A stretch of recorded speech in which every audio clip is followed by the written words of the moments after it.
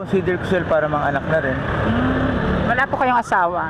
Wala, single lang ako. Single po kayo. So, dito po ako para tulungan kayo. Bibigyan ko kayo ng grocery.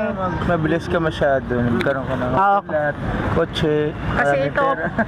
ito po kasi ginagawa ko kasi nagla-live po kasi ako sa TikTok. So, yung mga nagbibigay sa akin ng gift. So, itinutulong ko po sa mga kagaya nyo po. Number one.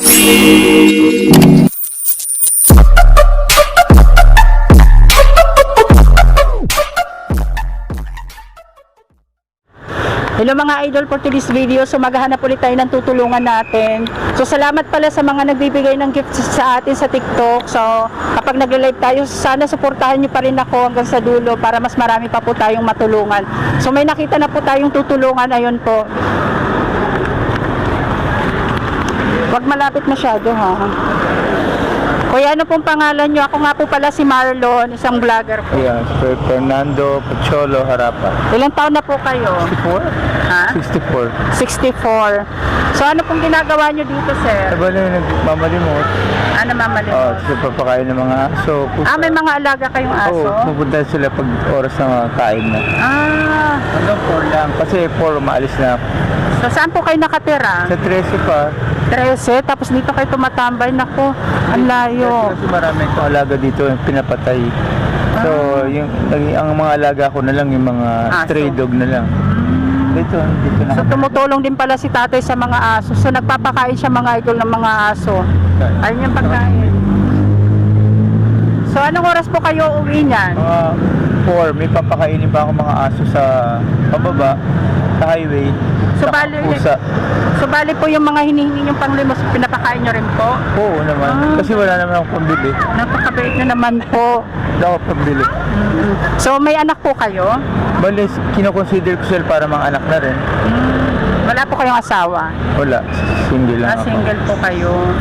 So dito po ako para tulungan kayo, bibigyan ko kayo ng grocery.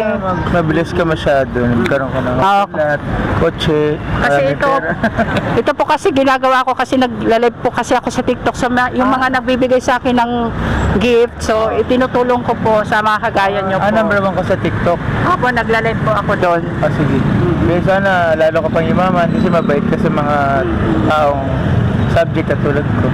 Maraming salamat din po kasi nakita po namin kayo dito. O taga-Amos po. So ano po yung laman ng mga ano na yan? Ay, mga bigay ng mga tao. Tinatago ko kasi hinihingi ng hinihingi ng mga damit. Hindi, hinihingi ng mga ng mga tao. Para hindi nilalagay ko sa ako para hindi halata. Hinihingan akong pera, hinihingan ako ng...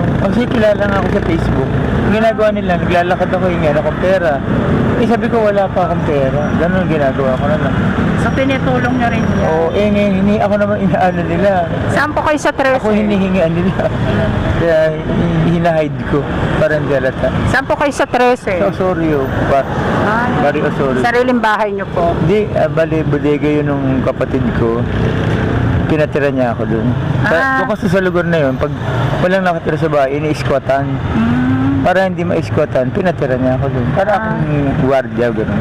Tapos dito kayo naman. Ayun na yung alaga nyo ata. Oo, isa sa alaga ko yan. Nakakain na yan. Ayan po yung mga alaga ni Kuya dito, yung mga street dogs. So pinapakain niya po. So may nakalagay na pagkain dyan. Hindi po. Tapos ito yung mga gamit ni Kuya. Kaya na, White. Dito mo ginawa naman nila kay Whitey, oh. Ay, sino po nagkulay-kulay dyan? Yung mga gagong siraulo. Mga tambay, gano'n. Oo. Mababait din yung mga alaga niya. Siguro pinakain. Tapos sinusulatan yung katawan. Uling yan eh. Hindi na nga nakakaligo, gagawin mo pa. Mga ilan po yung mga alaga niyong aso na pinapakain? Ay, 8, ang dami, no? Nagagaling dito, tsaka nagagaling doon. So alam na talaga nila dito yung kainan nila. Oo. Hindi, kinakausap ko sila na hanggang 4 lang ako. Pumunta ka bago mag-4. Pero pag umuulan, minsan sila nakakarating. Ano po yun, araw-araw po kayo nandito? Oo, araw-araw. Kasi may mga alaga ako talaga. Iba pa to.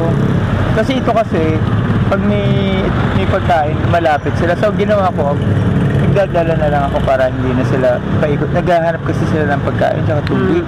So para hindi na sila mahirapan, Nagdadala na lang ako. Kasi mamaya inom yan. So yung mga pagkain na nandyan, hinihingi nyo rin po yan sa mga karinderya. Dito sa may dito sa Malyaris. Napakabait nyo naman po. Yung pinupugas na lang. Bugas na Kasi dati na silang luto. Kasi may salaan naman eh. Oo, strainer. Hindi ko naman sila pinapakain ng hilaw, masama yun. Oo. Dati nang luto yan. Di ba nga sa restaurant, pag sinabi na ibang masaselan, ilang patay na yan, di ba? Hindi na kailangan lutuin kasi baka wala na masustansya. Pero yan, masasarap. Salamat po, nakilala ka namin dito.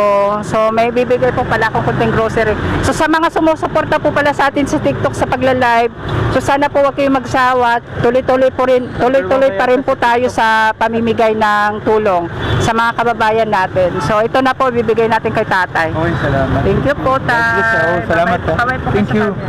God bless. Picturean mo kami ano.